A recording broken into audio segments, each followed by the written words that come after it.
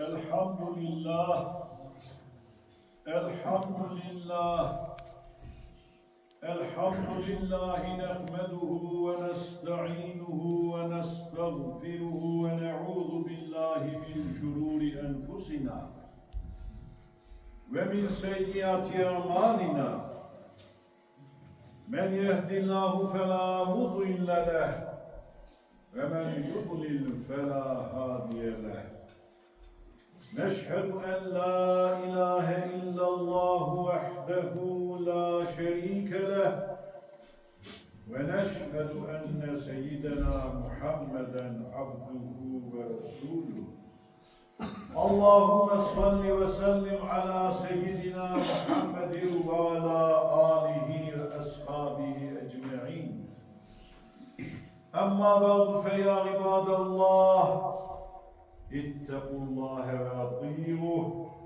إن الله مع الذين اتقوا والذين هم محسنون قال الله تعالى في كتابه الكريم أعوذ بالله من الشيطان الرجيم بسم الله الرحمن الرحيم يا بني آدم خذوا زينتكم عند كل مسجد وكلوا واشربوا ولا تسرفوا إنه لا يحب المسرفين صدق الله العظيم وقال رسول الله صلى الله عليه وسلم كلوا واشربوا وتصدقوا والبسوا غير مخيلة ولا سرف صدق رسول الله فيما قال وكما قال في القصر والسنة غواندبي خطبის თემა არის ისრაფი, ანუ ლანგველობა. ლანგველობა ნიშნავს ჩვენთვის მინიჭებული წყალობების, სიცოცხლის, ქონების, ჯანმრთელობის, გონებისა და დროის არამიზნობრივ და ზედმეტ ხარჯვას. ალლაჰ ადამიანის სიცოცხლით, ჯანმრთელობით, გონებითა და ქონებით დააჯილდოვა და ეს წყალობები მის სარგებლობაში მოაქცია. თუმცა, როდესაც ამ წყალობებს უყურადღებოდ ვეპყრობით და მათ საჭირო საზღვრებს ვცდებით, ეს უკვე ლანგველობა, ცოდვა, რომელიც რწმენასა და მადლიერებას სცდება. უზენაესი ალლაჰი ბრძანებს, ჭამეთ და სვით და არ განახვიდეთ ზღვარს, უეჭველად ალლას არ უყვარს ყველას. ყოველდღიურ ცხოვრებაში საზოგადოების ერთ-ერთი მთავარი პრობლემა ზღვარგადასულობაა. ამასთან უნდა აღინიშნოს, რომ სიცოცხლის, გონების, ქონებისა და რელიგიის დასაცავად საჭირო სახსრების გამოყენება, რაც აუცილებელ და სასიცოცხლო საჭიროებებს უკავშირდება, ლანგველობად არ ითვლება.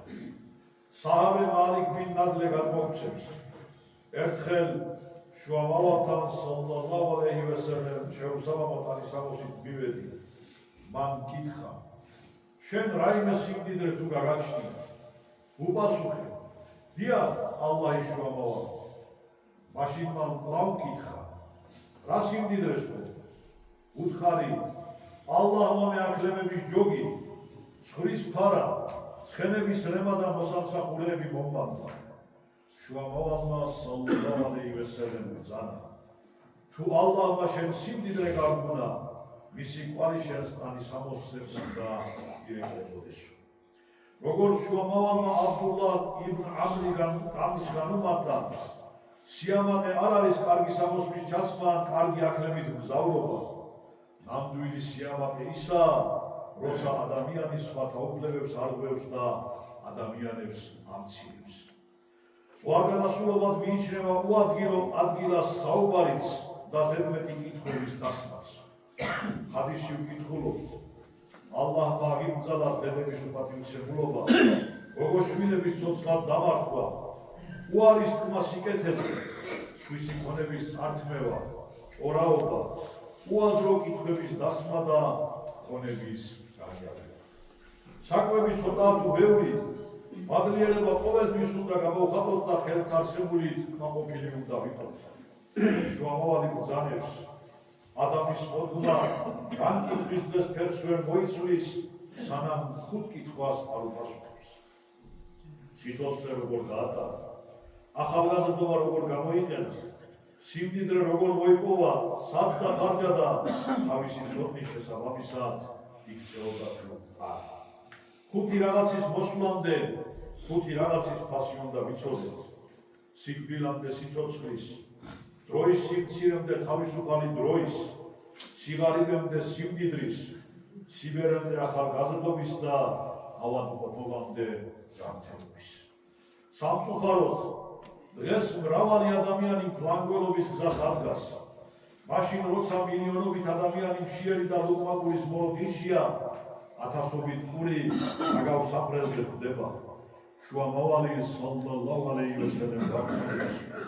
თუ რომელიმეს ხელიდან პური დაგივარდებათ, მაშინვე აიგეთ, რისგან გაწმინდეთ და მიირთვით, არ დაუკლოთ ის ეშმაკს. ზღვარგანასრულობა იქნება ეს ქონების თუ სხვა სახის სიმდიდრის ფლანგვა, ადამიანის სულიერი სიდუსტირის მიზეზი ხდება. პიროვნება მცირე განმავლობას მდინარის პირასაც რომ ასრულებდეს, ზღვარს არც უნდა გადავიდეს.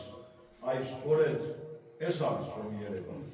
ყოველივე ამის გააზრებისას უფრო ნათლად ხვდებით შუამავლის შემდეგი სიტყვების მნიშვნელობას, რასაც მოისურვებ, ყოველივე იმის მირთმევა ზღვარგანასრულობა. არაზომიერად ხარჯვა ანადგურებს ჩვენს ხელთ არსებულ წყალობას და თან წაიღებს ჩვენს შრომას, როსა თუ ენერგიას. ძნელი შესამჩნევი არ არიან ისინი, ვისაც სიმდიდრე აქვთ, მაგრამ მშვიდად და ბედნიერად ვერ ცხოვრობენ. აუცილებელი სარგებლობების დაკმაყოფილების გარდა, როცა ადამიანი სიმდიდრის გამო ზღვარგანასრულ ქმედებებს ჩადის და ქონებას არამიზნობრივად ხარჯავს, მშვიდად ვერ ცხოვრობს და მუდმივად აკმაყოფილებული უკმაყოფილო იქნება. ასევე თუ მდიდარი ადამიანი თავისი უხვი მოთხოვნილებების შესაბამისად უზომოდ ხარჯავს ქონებას, მაშინ როცა მეზობელს ან სხვა იგულოს საქმებისა თუ სხვა აუცილებელი საგნების სიდუხტირე აქვს.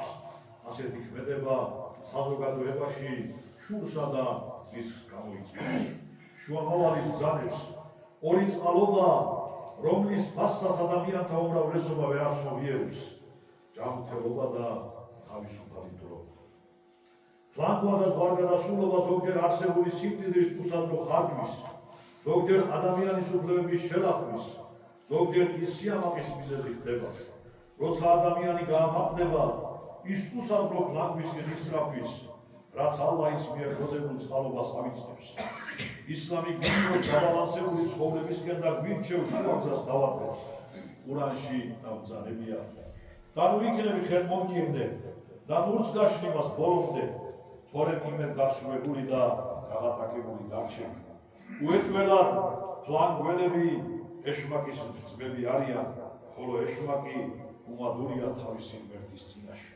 ძვირფასო მორწმუნეებო, ისლამი მოუწოდებს ადამიანს, რომ გულმოდგინედ შეასრულოს მასზე დაკისრებული მოვალეობა და თავიდან აიციოს ზღვარგანასრულობა. მორწმუნე აკონტროლებს თავის სურვილებს, მიჰყვება უზენაესის მიერ დარგების საწყლებს და ყოველ ქმედებაში ზომიერებას ინარჩუნებს. ეს შეეხება კვებას, დროის გამოყენებას, საუბარს, ხარჯვას, ადამიანებთან ურთიერთობას თუ ღვთისმსახურებას. ხუთბა კი სამყაროდათვის წყალობად წარმოგზავნილი შუამავლის სალლალლაჰუ ალეიჰი ვასალამ შემდეგი ხადისით მინდა დავასრულო. მიირთვით, ხელმოქმედება გაეცით და ისე შეიმოსეთ, რომ ზღვარგანასრულობისა და სიამაყისგან შორს იყოთ.